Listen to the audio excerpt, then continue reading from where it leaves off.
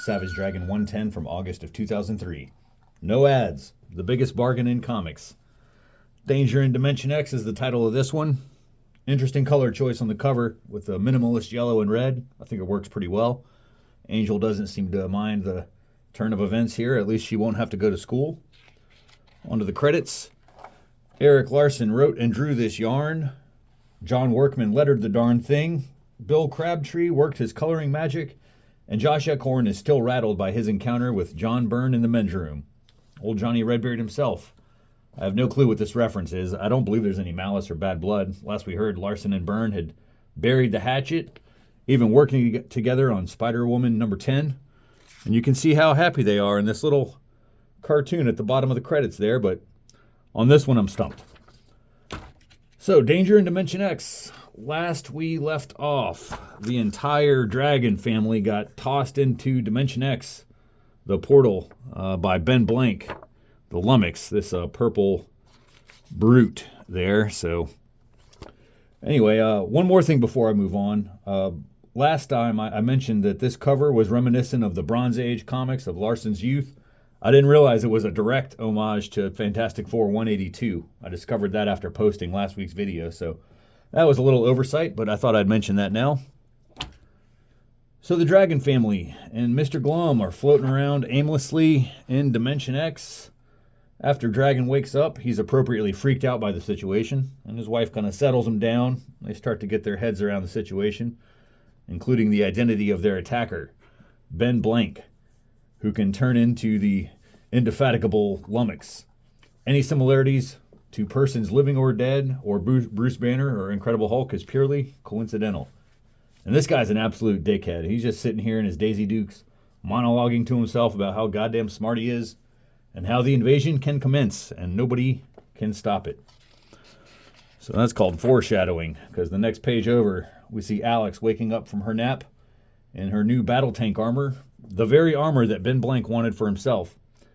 But anyways, Alex realizes that everyone who's gone into the basement has disappeared, so she throws on her helmet, bravely goes downstairs. And we're going to be jumping around a lot. Back to Dimension X, the gang decides to try and find Rex Dexter, because he had left for Dimension X back in issue 107, so maybe he can help him get back home. But it's going to be tough. This place is huge. They have no means of transportation. They're just kind of kicking around on asteroids and stuff. And something interesting in this last panel there, that's Glum World in the background. We've been seeing that planet floating around in Dimension X since issue 96. And Angel finally calls him out on it and says, Mr. Glum, what's going on with that planet that has your face on it? And Mr. Glum's like, that's a coincidence. So he's lying about that for some reason. Back on Earth, it's Iron Man versus Hulk. Battle Tank versus the Lummox. I'm worried for Alex. Maybe she'll get tossed into Dimension X. But this toothy grin tells me he's got more sinister intentions. And back in Dimension X, a double-page splash out of nowhere. This is the invasion that Ben Blank was referencing. This red dude, that is Deathseed. We last saw him in issue 96 when Dragon burst his bubbles, and Deathseed said he would make him pay for his transgressions. So I guess that payment is due. And he's got an army of headless Absorbanoids flying with him. We last saw these guys in issue 98 working for Dr. Nirvana when they almost defeated Dragon and Mighty Man. Now these headless polka-dotted freaks, they are on their way to conquer Earth. So Dragon wants to intervene, but his wife shoots down the idea. They have a young child with them and probably shouldn't be antagonizing the villains. But then trouble finds them. One of the enemy soldiers finds them hiding behind this asteroid and demands their surrender at gunpoint. Back on Earth, Battle Tank gets the jump on the Lummox, firing multiple blasts at the Purple Brute, but it only slows him down temporarily. More jumping around here, man, in the action. Dimension X, Dragon knocks this guy's block off, commandeers his vehicle, and the gang hops in, and they continue their search for Rex Dexter. But instead, they are surrounded by Absorbanoids. That's not great. Dueling dueling battles here as a battle tank gets laid out by some devastating punches. Alex is having a rough time in her new armor, man. First, she gets her ass kicked by Thor, now the Lummox. But she does hear about his plans to allow an invasion to come through this portal, and she has one chance to stop it. Dragon and company also fighting for their lives. It gets pretty desperate, and Mr. Glum, he gets pissed. So he takes matters into his own hands. Heroically, Glum evades their defenses, makes his way to the heart of the operation, the master control room, destroys the machinery, causing chaos for the villains. And then on the other page here, Alex puts all her remaining energy into a massive blast that takes down the Lummox. But more importantly, it destroys the portal. So this prevents the invasion, but it also leaves no way for her friends to return home. And now the armor is depleted of power, so she's just a sitting duck. She pays for her actions, the victim of a rage-filled beatdown by the Lummox. So Jennifer leaves the battle with her daughter, seeking safety behind this massive rock, just in time to avoid a devastating explosion. Dragon was right in the middle of this, and apparently whatever Glum was doing might have caused that, so he's kind of shook because he also believes that Angel was in that blast radius, and so he goes for searching for survivors, and he discovers Dragon's unconscious body. So Jennifer and Angel, they're obviously upset. They believe that Dragon is dead, and they're trapped in Dimension X forever. Angel really lets her mom have it, saying that she told him not to marry this guy. Just some horrible trauma for these two. But there may be hope as they find Rex Dexter in his battle tank armor floating around in the debris. Meanwhile, Mr. Glum, he returns to Glum World with Dragon in tow. He expects a victory parade, but instead he finds his entire planet has been mercilessly slaughtered.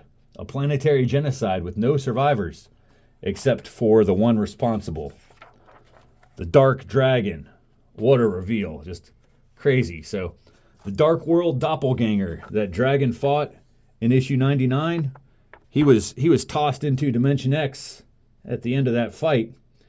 And apparently he was just killing time by killing the residents of Glum World. This bonkers ending to an exciting issue. So, moving on to our second story, the second backup Mighty Man feature by Mark Englert, Eric Larson, Gary Carlson, and Robert Kirkman doing the letters on this with the digital Chris Eliopoulos font. So chapter 2, With Great Power. Excuse me.